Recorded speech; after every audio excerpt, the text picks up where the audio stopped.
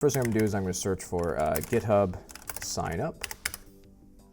And the first link for github.com/signup would be the correct way to go about it. It's going to ask you for an email. I'm going to use a quick 10-minute email address here. And then it's going to ask for a password.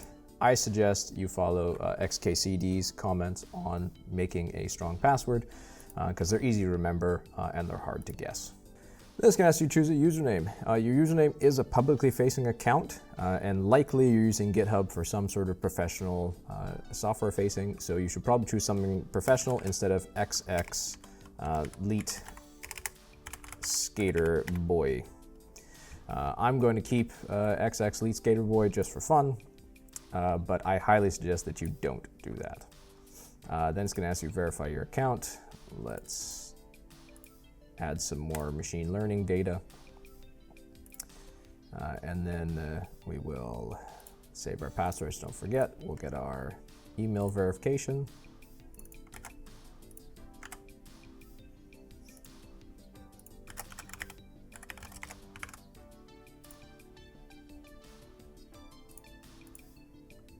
And that's it.